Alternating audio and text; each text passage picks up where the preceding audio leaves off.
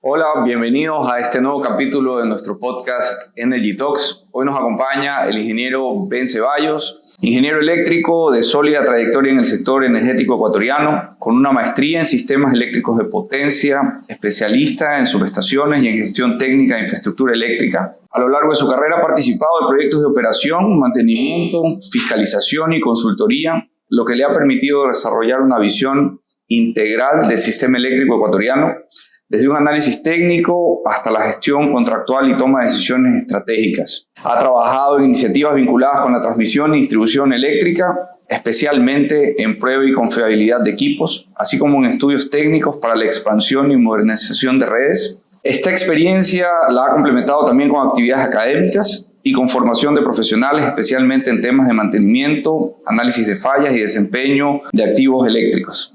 Es decir, es un ingeniero que tiene una amplia trayectoria en el sector eléctrico ecuatoriano. Ben, muchas gracias por acompañarnos. Gracias a ustedes, es un gusto estar aquí en su casa, espectacular, y a las órdenes para las preguntas que tengas referente al sector eléctrico. Muchísimas gracias, Ben. Entramos en materia entonces y vamos a empezar con una pregunta que yo creo que todos tenemos ciertas dudas al respecto. Siempre hemos escuchado que Ecuador es un país con mucho recurso hídrico. Sabemos que tenemos muchas hidroeléctricas funcionando y operando, pero escuchamos mucho que pasan cosas con las hidroeléctricas a lo largo del tiempo y queremos saber cuál es un poco la situación actual de las hidroeléctricas más importantes hoy en el país.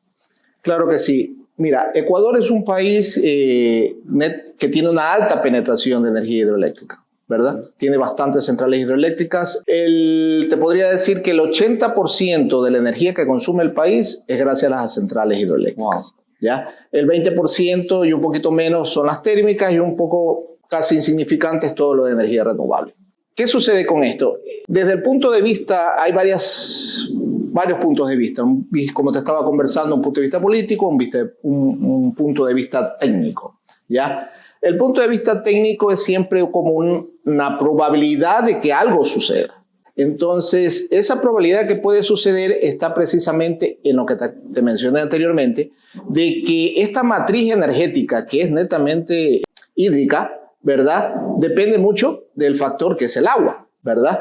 Y debido a diversos factores que se han escuchado, el cambio climático, ¿verdad?, y todas las demás cosas, que a veces hay agua, a veces no hay agua, hace que exista la probabilidad o el riesgo que puedan haber nuevamente los famosos apagones, ¿no?, o restricción del servicio. Ese es uno de los problemas más existenciales, pero me dirás, pero bueno, ahorita ¿por qué no hay apagones? Claro, porque si te das cuenta está lloviendo. Todo el año 2025 ha llovido en las cuencas, ¿verdad? Y sigue lloviendo, ¿verdad? Entonces yo dije alguna vez, mientras lluevas no tendrás problema.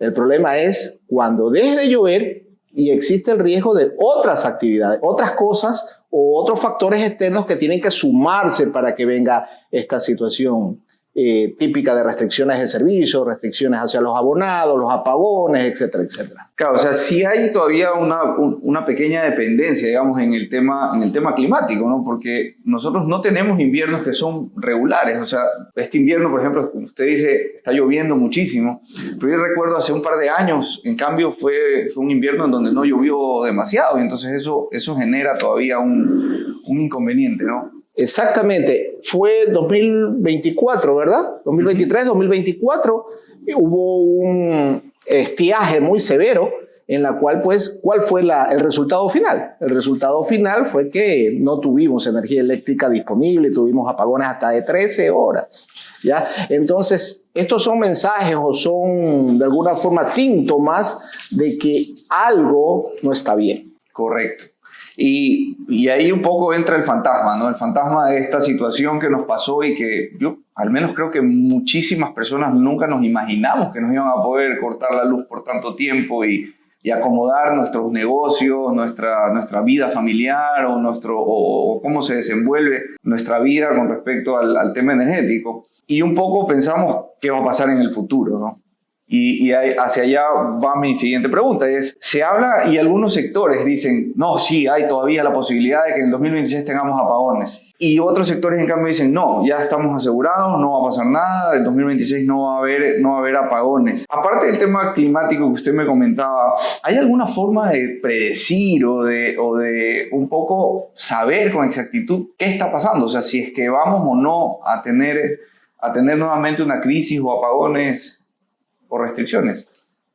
Como te lo dije al principio, es una probabilidad de riesgo. Esto es como una matriz de riesgo que, bueno, puedes tener como no lo puedes hacer, o depende de algunos factores externos. ¿Qué está sucediendo actualmente?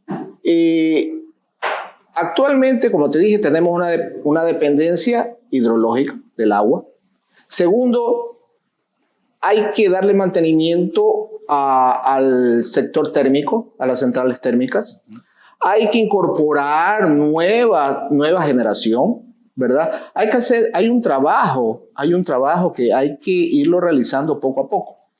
Esta semana estuve leyendo, imagínate, que el Banco Mundial te dice que el país tiene que invertir $3.500 millones anualmente, anualmente, para poder evitar ese riesgo que te estoy diciendo. Entonces, si tú no ves esa inversión, si tú no ves ese trabajo, lo vas a tener ahí latente.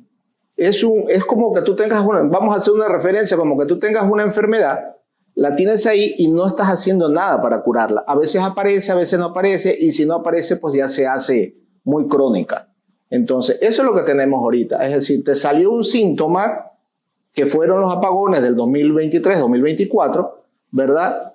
De alguna forma nos ayuda el agua en este año, nos sigue ayudando, ¿verdad? Pero, ¿qué sucede si nuevamente tenemos un estiaje o una sequía extrema? Vamos a regresar a lo mismo, porque eso fue lo que nos mandó el mensaje. Entonces, necesitamos hacer cambios estructurales para que de alguna forma toda esa generación que se necesita, y que no solo la generación, es el proceso eléctrico. El proceso eléctrico es ¿cómo sale la energía eléctrica? Es un proceso de generación, transmisión, distribución, y yo le sumaría la comercialización o las tarifas. Es todo ese proceso que nace desde la generación y termina hasta el consumo, como tenemos ahorita la energía eléctrica aquí, y que ustedes como abonados tienen que ir a pagar. Todo ese proceso hay que revisarlo y hacerlo eficiente en cada uno. Es un proceso largo, por eso es complicado. A veces nos enfocamos, sí, que no hay generación. Claro, no hay generación, pero si no tengo los caminos, la carretera para poder evacuar esa generación,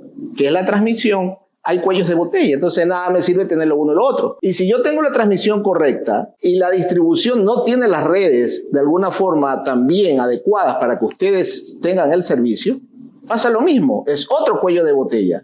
Y si las tarifas no son las adecuadas como ustedes quieran, son caras, ¿qué va a pasar?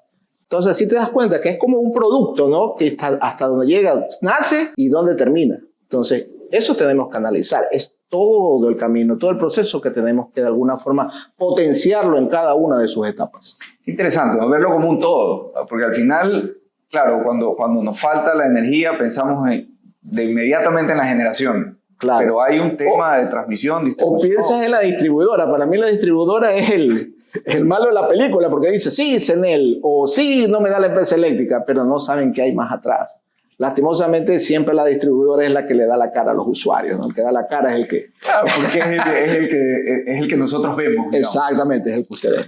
Qué interesante. ¿Sabe que escuchando lo que usted decía respecto al tema de la transmisión, por ejemplo, eso en energías renovables, a nosotros nos ha saltado últimamente porque hay muchos privados que hoy están tratando de invertir en energía solar fotovoltaica principalmente, y nos hemos encontrado justamente con lo que usted dice, en que no se puede poner los proyectos de energías renovables en cualquier línea de transmisión. Así es. Hay que buscar la línea de transmisión que sea adecuada para poder transportar esa energía en la red de distribución, medir la capacidad del proyecto, pensando en a dónde va a conectarse, y es justamente eso que antes no mirábamos, y ahora hay que mirar incluso para la implementación de proyectos de energía para autoconsumo, por ejemplo.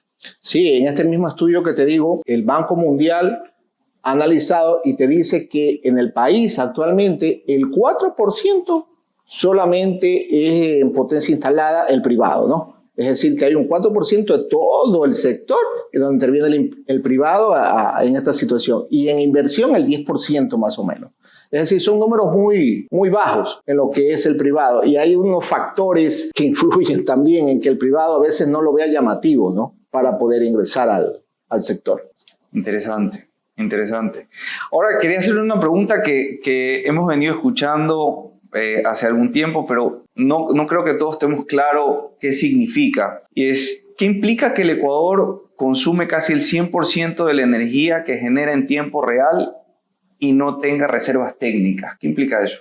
Mira, eso desde el punto de vista técnico significa que tienes un sistema vulnerable, frágil, ¿verdad? Estamos prácticamente consumiendo todo lo que generamos. Tenemos una reserva, es decir, lo que llamamos los técnicos, no tienes un sistema resiliente. Que puede pasar es que ante cualquier disturbio, cualquier falla o cualquier blackout, como llamamos nosotros los eléctricos, el sistema se comporte de una forma muy frágil y que prácticamente desconecte la energía eléctrica a grandes sectores o sectores de impacto, ¿no? Y algo muy grande puede ser todo el país.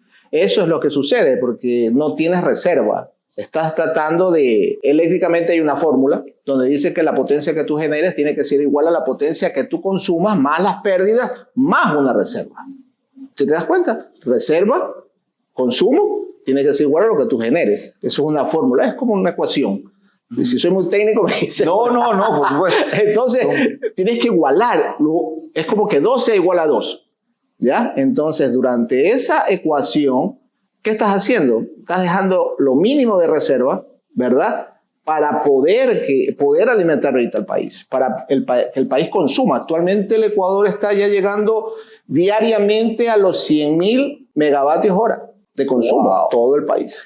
En algún momento leí, en algún lado, no recuerdo exactamente en dónde, pero leí que también eso influye porque el consumo per cápita de kilovatios hora aumenta con el pasar de los años. Así es. Aumenta considerablemente fruto de la demanda diarias. Impresionante, ¿no? Sí. Volver a revivir todo ese momento para todos los negocios, para todas las industrias que incluso tenían que parar producción. Recuerdo que en algún momento tuvimos una conversación con una empresa de plásticos que implica el calor. Digamos, sus máquinas necesitaban pasar por un proceso de calentamiento antes de empezar su proceso de producción. Y decían que entre corte y corte ni siquiera tenían el tiempo suficiente para que sus máquinas entraran en calor para poder volverlas a poner en producción. Entonces, claro, usted dice, es como que asombra, porque realmente es importante la cantidad de recursos que se perdieron para los industriales y comerciales en esa época. Hubo una empresa, imagínate, súmate todas las empresas que se vieron afectadas. No solamente esa de plástico, también problemas en lo que es el acero, ¿verdad? Que son empresas grandes, ¿verdad? Donde el proceso tiene que ser continuo y que hay empresas grandes que generalmente no tienen esta autogeneración o estos generadores para poder abastecer totalmente ese tipo de industria, ¿no? Ahora quería hacerle una consulta que también venimos escuchando hace mucho tiempo, pero también hemos escuchado diferentes opiniones respecto a lo que significa realmente. Y es que venimos comprando energía a Colombia hace muchísimo tiempo. O sea, desde que tuvimos la emergencia empezamos a comprar y entiendo que no hemos dejado de comprarle energía. ¿Qué impacto tiene para nuestro consumo en Ecuador esa compra de energía a Colombia? ¿Qué pasa si Colombia, por el motivo que fuera, ya sea por una decisión unilateral o ya sea porque ellos necesitan la energía y ya no la pueden vender, por el motivo que fuera, dejara de vender la energía a Ecuador? Bueno, es el mismo problema que te estoy comentando. Primero, Colombia tiene los mismos problemas climáticos que nosotros, ¿verdad? Sí, que en el momento que ellos estamos al lado, tienen los mismos problemas climáticos que nosotros. Entonces, en el momento que ellos necesitan de esa potencia que nos están dando o que nos daban, porque acuérdate que hay un problema político ahorita entre Ecuador y Colombia, ¿verdad? Que yo creo que energéticamente ya está cerrada la llave por esa interconexión, es decir, ahorita hay muy poco o casi nada en la interconexión con Colombia.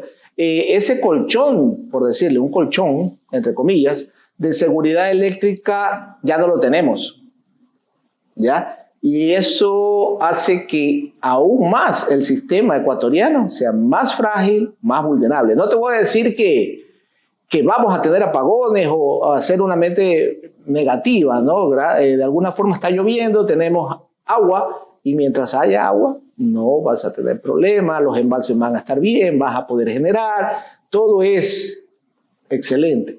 Entonces, si tú le sumas, mira todos estos factores, estiaje, que no tienes Colombia, que tienes un parque térmico sin mantenimiento, que tienes máquinas aproximadamente 900 megavatios indisponibles, ¿cuál crees que podría ser el resultado? Que no tienes inversión privada. El resultado, sin ser mensajero, te lo puedo decir, que van a haber restricciones. Esos son los factores externos, es decir, sumas. Va sumando cosas, y llega al resultado de que lastimosamente hay que igualar la ecuación que te dije anteriormente. Es como cuando en finanzas hablan de tener siempre una reserva o un ahorro. Para que cuando uno tiene una emergencia pueda hacer uso de ese recurso. De ese recurso, así es. Entonces, eso es lo que representaba Colombia para nosotros. Claro. Tener ese colchón, esa seguridad. Correcto. Y podías hacer un manejo del embalse de una menor forma, de nuestros embalses, ¿no? No tenías el agua almacenada, usabas Colombia y no te consumías el agua, sino en ciertos periodos de tiempo. Eso se llama manejo de embalse. De tal manera que es como que abrieras el agua, una llavecita, al consumo acá, ahora cierro la de acá, algo así. Claro, ahora entiendo. El embalse siempre está lleno y entonces mientras yo pueda disponer de la energía de otras fuentes, no tengo que pasar esa agua de los embalses por las turbinas. Así es, correctísimo. Correcto. Ya, ahora sí ya lo veo. Ahora, otra cosa que se escucha con mucha frecuencia es que evidentemente estamos en un déficit de energía, ¿no? Es decir, la energía que necesitamos no es igual a la energía que generamos.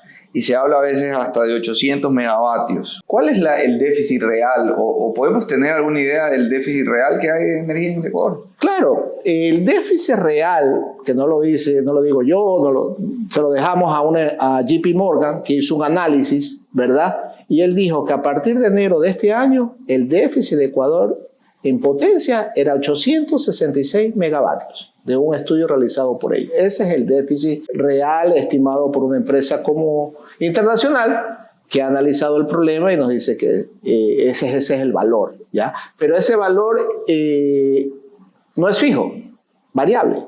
¿Por qué? Porque hay un factor que es la demanda que va aumentando considerablemente, te puedo decir 8 o 10%, ¿verdad? Porque, anual. Sí, anual, ¿verdad? Wow. De tal manera que antes la demanda tenía un comportamiento matemático lineal, ¿verdad?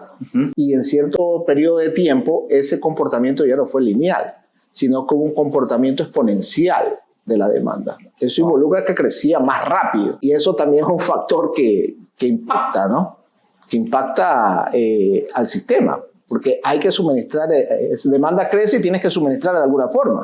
No, y hay que prevenirla también, porque si sabemos que crece un 10% anual, digamos que las inversiones en generación debieran ir acorde con ese crecimiento también. Así es. Por eso tenemos el Plan Maestro de Electricidad, que de alguna forma es el que nos dice, mira, la demanda está aumentando de esta forma, tengo estos escenarios, yo necesito para tales años estos ingresos de generación para ir cumpliendo esa demanda, tener las reservas adecuadas, es decir, todo lo que te he conversado de la famosa ecuación.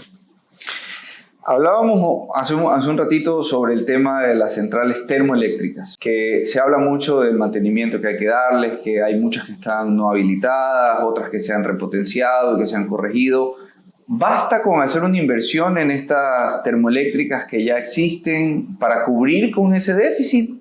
¿O se necesita inversión adicional para cubrir con este déficit? Mira, las centrales, estamos hablando de equipos de 30 a 40 años. Wow. ¿Ya? Y yo hago la pregunta, si tú tienes un carro de 30 a 40 años, ¿le seguirías dando mantenimiento o lo renovarías? Si tú lo preguntas a mí, yo lo renuevo, ¿verdad? Porque la inversión de las plantas como tal es caro. 30 a 40 años, necesitas tecnología. Necesitas repuestos que de pronto ya no existen. Necesitas mucha mano de obra especializada que de pronto el técnico que está ya no conoce esa máquina. Entonces, y muchas veces el poner una nueva es casi igual que darle el mantenimiento. Claro, es como un combo también. Exactamente. Influye el tema de del mantenimiento, que es costoso. Tal vez la eficiencia de los equipos también sea diferente. La eficiencia que había en equipos hace 30 años no es la misma que hay ahora. Hay equipos de alta eficiencia. Tal vez consumen menos hidrocarburos menos combustible, generar. Así es, son más eficientes.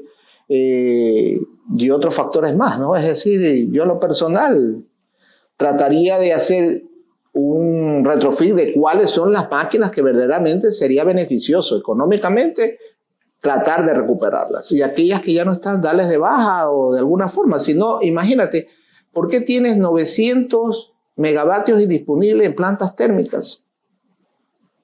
Hay 900 megavatios que están ahí, que nadie dice nada, sino que aparecen siempre como indisponibles. Bueno, el momento, ¿no? Ahí están algunas con mantenimiento y todo. Seamos optimistas y digamos que no son los 900, digamos que son 500. 500 megavatios fijos ahí. ¿Por qué? Porque son máquinas que ya es muy caro darle mantenimiento y no hay repuesto. Yéndonos un poquito hacia atrás, con todo lo que vivimos en la emergencia eléctrica, lo que pasó, los apagones y esos meses que fueron tan críticos para nosotros. ¿Qué lecciones nos dejó como país, como consumidores, estos apagones, esta crisis energética? Mira, hay muchas lecciones que deberíamos de aplicar, entender para que esto no vuelva a suceder. Aquí todo es de ejecución. Como te dije, necesitamos inversiones en todo el proceso. Necesitamos una inversión en la generación, necesitamos que las redes se repotencien, hablando en la parte de la transmisión, necesitamos resiliencia, necesitamos que la distribución esté adecuada de forma que haya mucha posibilidad de poder tener energía a los nuevos abonados, porque eso forma parte de esta parte industrial que necesita el país para poder ir incorporándose en el sistema. Revisión de tarifas, ¿verdad? ¿Qué tan real es la tarifa actualmente? Tenemos ciertos subsidios, análisis de los subsidios. Hay muchas lecciones, pero puedes tener todas las lecciones del mundo. La situación es la aplicación, la política, ¿verdad? Estaba viendo ayer casualmente que aprobaron estas reformas a la ley de minería y energía. Ayer en la Asamblea las aprobó. Ese es un primer paso porque involucra un poco la intervención de manos privadas ya al sector eléctrico, pero no es suficiente. Hace falta todavía ver qué va a pasar en el reglamento, porque si bien la ley te lo indica, pero vamos al reglamento. ¿Qué tan fácil o difícil va a ser para un inversionista el poder invertir? Y sabemos que todo inversionista, ¿qué es lo que te va a decir? Yo invierto, pero ¿cuál es mi tasa de retorno de la inversión? ¿Verdad? ¿Cuáles son las seguridades? ¿Cuáles son las seguridades? ¿Quién me asegura que ese dinero? Entonces, todo ese tipo de cosas, pues, hay que analizarlas. Espero en realidad, espero que el gobierno tenga claro, ¿verdad?, toda esta situación para poder salir adelante, porque si no, pues, la bandera en una matriz de riesgo nuevamente, ya ahí ya sería roja. Ahorita estamos en naranja, tirando para roja. Wow. ¿Ya? O sea, estamos en naranja todavía. Para mí estamos en naranja. Estamos en naranja porque tienes el riesgo ahí. El riesgo está latente ahí. El riesgo está latente. Increíble, increíble. Y uno pensaría, digo yo, que mientras van pasando los días y no hemos tenido nuevas situaciones, uno como que se va quedando más tranquilo. Pero creo que es importante verlo desde la perspectiva que usted dice, ¿no? Verlo como estamos en naranja. O sea, sí es verdad que no hemos tenido emergencia, pero hay todavía cosas por hacer, ¿no? Por supuesto, hay cosas que hacer.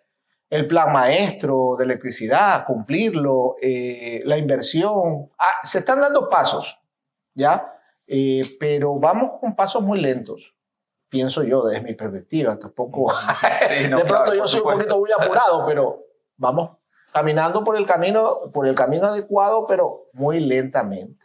Y puede que la situación nos agarre antes de que se dé todas estas cosas, porque igual un proyecto de envergadura como los que necesitamos no se hace de la noche a la mañana. Hay un proceso, imagínate, y te lo repito, el estudio del Banco Mundial te dice que necesitamos inversiones anuales desde este año 2026 hasta el 2050 para tratar de salir de la crisis. Wow. Y hablábamos de 3.000 millones de dólares. 3.500 millones de dólares anuales en inversión. En todo el sector, en toda la cadena. Toda la cadena, así es.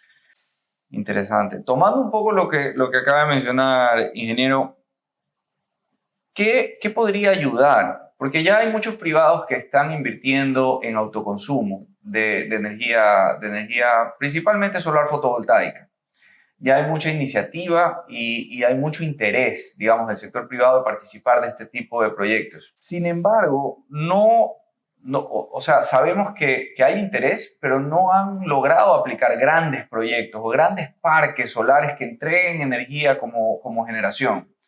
Qué sé yo, parques de 100 megavatios, 200 megavatios. ¿Por qué cree que esto ocurre y que no se da tal vez esa puerta para que haya grandes proyectos de generación de energías renovables? Por lo general esto sucede porque los inversionistas no tienen una normativa o no ven un panorama seguro en el país para poder invertir. Te voy a dar algunos factores, ¿no? No ven una normativa adecuada todavía para la inversión. Muchas veces los trámites burocráticos son engorrosos, son largos, son complicados, ¿verdad?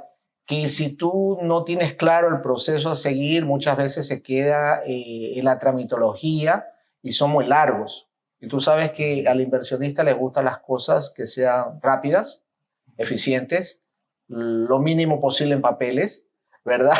Y un retorno lo más rápido posible. Y un retorno lo más rápido posible. Si algo no está bien, pues te lo digan inmediatamente, pero no después de 1, 2, 3 meses. Entonces, eso sucede. Claro. Entonces, tú necesitas ahí una modernización también del Estado o del trámite como tal, ¿verdad? Te lo digo porque yo ya he pasado por esas famosas gestiones como consultor. Entonces, ¿qué nos pasa a nosotros que somos ecuatorianos? Un inversionista que viene del exterior tal vez se decepciona porque ellos no están acostumbrados a ese tipo de trato. Ellos son mucho más ágiles. Te decía normativa, te dije la situación burocrática, le podríamos decir, ¿verdad? Hace falta también un incentivo más en lo que en otros países se llaman los mercados verdes, ¿verdad? Aquí los mercados verdes todavía están muy en una etapa inicial, ¿verdad? No hay una proyección o no hay alguna forma que tú quieres poner algo a ese nivel, bueno, vamos a hacerte, te vamos a dar bonos, te vamos a dar alguna situación, porque de todas maneras estás bajando el consumo de monóxido, dióxido de carbono, ¿no? ¿Verdad? Porque esa generación hace que otra generación, pues con combustibles fósiles, no se encienda, no se prenda, ¿verdad? Hay reducción. Y eso, por ende, afecta el cambio climático y todos los acuerdos de París y así sucesivamente, ¿no? Y contribuye también con hacer más pequeño el déficit que conversábamos. Correcto, así es. Y eso también, totalmente de acuerdo, lo más pequeño. Interesante. La verdad es que nosotros estando envueltos en todo este tema de energías renovables, de sistemas de generación fotovoltaica, sí vemos una diferencia importante en la iniciativa privada. Realmente ha crecido muchísimo y se ve muchísima iniciativa y muchísimo interés en participar de proyectos de autoconsumo, pero no tanto de generación. O sea, escuchamos de que hay interés, pero no vemos que se ejecuten los proyectos. Esperamos que con las reformas que fueron aprobadas el día de ayer en la Asamblea, más la elaboración de un reglamento precisamente donde se incentiva la inversión privada al sector eléctrico ecuatoriano, de alguna forma pues se pueda mejorar, optimizar este tipo de penetración de los inversionistas privados que es necesario, porque lastimosamente pues estamos en un sector eléctrico donde el Estado maneja todo, ¿no? Él tiene que invertir y actualmente el Estado tiene un déficit que está calculado en los 5.000 millones anuales. Súmale eso Súmale a eso que tiene que invertir, no lo va a hacer. Es muy complicado. Entonces necesita la inyección privada, y al privado tienes que darle seguridad legal, seguridad económica, porque si no, no va a poder ¿y cuánto va a ser su retorno? ¿Verdad? Y esto también involucra la situación de tarifas. Esa era mi siguiente pregunta. En términos de inversión, las tarifas que tenemos actuales no permiten, digamos, ir generando ingresos para hacer esa inversión. O sea, los costos o los precios de las tarifas de energía que tenemos hoy son bajos en comparación a lo que cuesta generar esa misma energía. Lo que pasa es que, ¿cómo se crean estas tarifas que están actualmente puestas? Son tarifas no reales desde mi punto de vista. Hay algunos subsidios todavía en las tarifas. Entonces yo pienso que hay que transparentar y decir, mira, estos son mis costos directos, mis costos indirectos, ¿verdad? Transparentar esos valores, porque a ti te llega un valor X, ¿verdad? Y lastimosamente no dices, y bueno, ¿cómo salió ese valor? ¿Cómo se obtuvo ese valor? Entonces, eso es otra también, que en nuestro país hay mucha situación con la información, como que la información, tú te das cuenta que no, la información la tengo yo y solamente a ti te interesa saber es esto, ¿verdad? Tú vas a tenemos un vecino, Perú, métete a la página donde maneja, está toda la información, todo, la información económica, de los costos de generación, modelamiento, todo, información técnica, lo que tú desees. No, aquí si tú te das cuenta, la información es restringida. La información como técnico, te digo yo, como técnico, ¿quieres buscar, quieres hacer algo? No hay información. La información aquí es top secret, ¿ya? Entonces, o es para unos cuantos, no para todos. Entonces, debería de hacer las cosas transparentes, porque el problema o el sector eléctrico nos involucra a todos, a las cámaras, a la academia, al que consume, al industrial. Es un problema de todos, y todos deberíamos de alguna forma dar nuestra opinión, nuestro criterio acerca, no solamente el gobierno como tal, debería de abrirse las puertas para todos y decir, aquí está la información, porque es un problema que de alguna forma involucra a todas las cámaras y a todos los ciudadanos. Yo creo que es algo que en los últimos años todos hemos aprendido a ver, ¿no? Es un problema que nos afecta a todos. Así es. Definitivamente a todos. Y un poco para ir ya cerrando, ingeniero, sí. ¿Qué decisiones deberíamos tomar nosotros como país para que en los próximos años no tengamos una crisis energética? Para que el problema se solucione en los próximos 5 años, 10 años. Tenemos que hacer inversión. Tenemos que empezar a hacer una inversión tanto en generación, levantar las indisponibilidades de los generadores, hacer un análisis crítico, cuáles nos conviene, cuáles no, hacer programas de eficiencia energética, ¿verdad?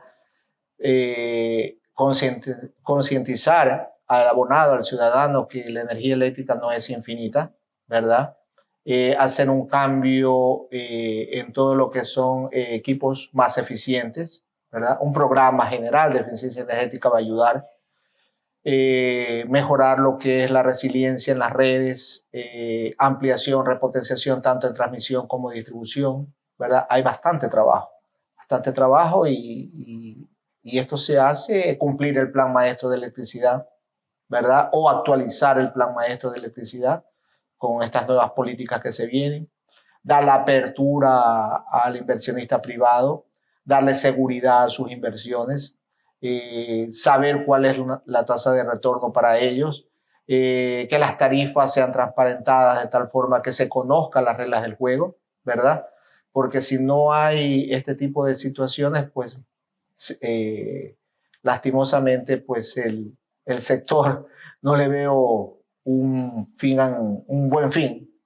Llegaremos a lo que te estoy diciendo, lo que no queremos. A lo que conversamos al principio, exactamente.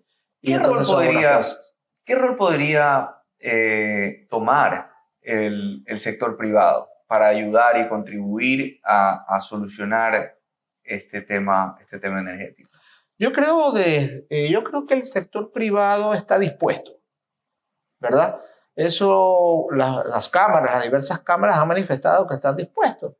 Pero como privado, insisto, ellos quieren las reglas claras. Reglas claras, de tal forma de que se le asegure su inversión, ¿verdad? Se le asegure el retorno de lo que van de alguna forma a invertir. Hay planes muy, muy interesantes, pero muchos quedan en el papel porque no hay una seguridad económica ni del gobierno de lo que va a pasar. Espero, tengo fe de que con esta nueva ley, las reformas que ha habido en la ley orgánica del sector eléctrico y de la minería, se pueda empezar a mover el asunto. Interesante. Ingeniero, le agradecemos mucho por habernos acompañado. Realmente nos ha dado una cátedra prácticamente de todo lo que involucra el tema eléctrico del país, muchas dudas que teníamos y que queríamos aclarar para las personas que nos escuchan también. Así que le agradezco mucho por acompañarnos. Ha sido un gusto tener esta conversación con usted. El gusto ha sido todo mío. Estoy siempre a las órdenes y encantado de colaborar con ustedes. Este ha sido un capítulo más de Energy Talks. Gracias por acompañarnos. Nos vemos la próxima.